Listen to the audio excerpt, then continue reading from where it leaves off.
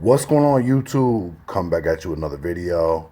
Okay, so now that Shotty has pled guilty, a lot of people out there wonder what this means for the other co-defendants moving forward. And I want to kind of break down my thoughts on the situation to give you a better understanding. So a lot of people out there feel like because Shotty pled guilty, that in turn, he hurt the other co-defendants moving forward.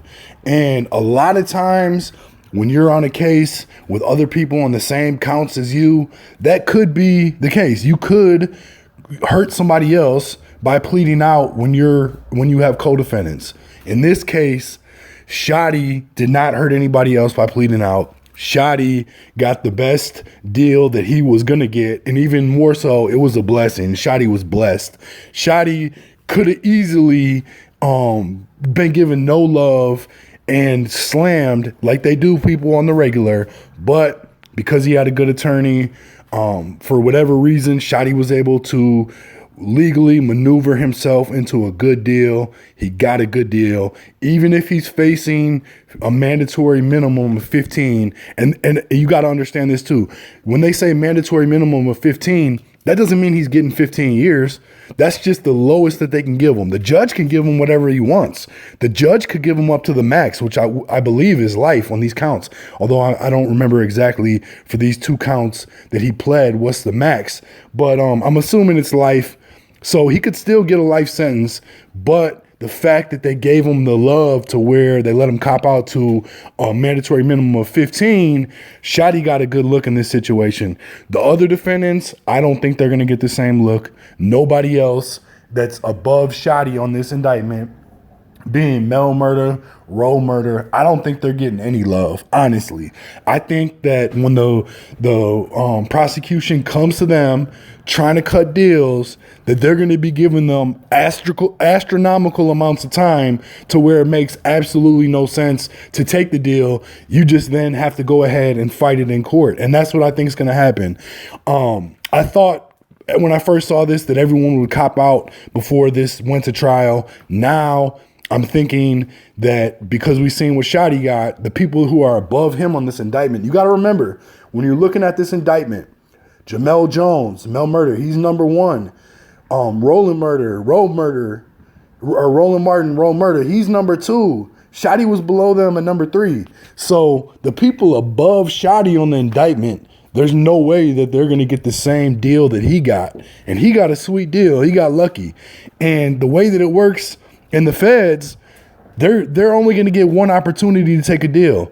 When the prosecutors come to them and say, you know, this is what we're going to give you, if they don't take it, it's a wrap. Then they're going to trial. And in a case like this, it's pretty much looking ugly for the people involved, but they have no options. There are really no options in this situation. Shotty got lucky again. He was given a blessing. The fact that he could potentially see the streets again, you know, if he is given the mandatory minimum 15 years, then Shotty will see the streets again as long as his health holds up, and he was spared.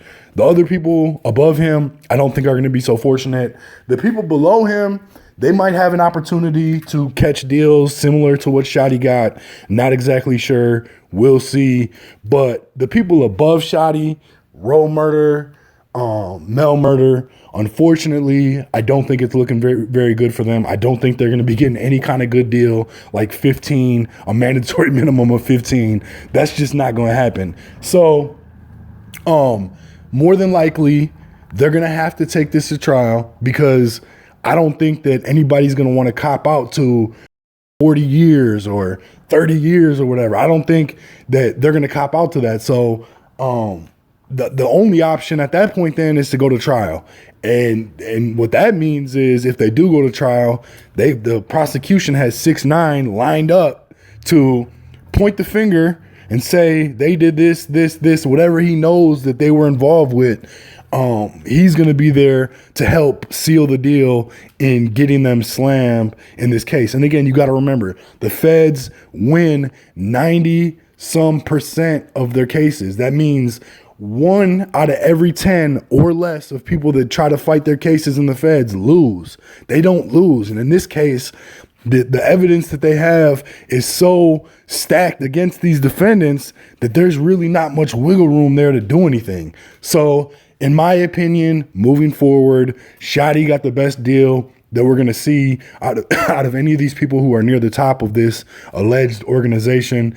And the people below Shotty, they still might have a chance if they take their deals soon enough once the prosecution comes to them.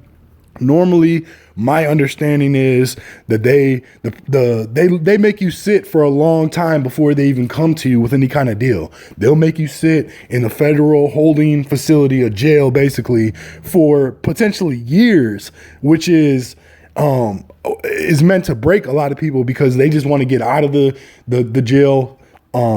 They want to get out of the jail scene and be put into an actual prison and start moving forward with serving their time and not have this just hanging over their head. A lot of people just fold out, and that's what the feds do.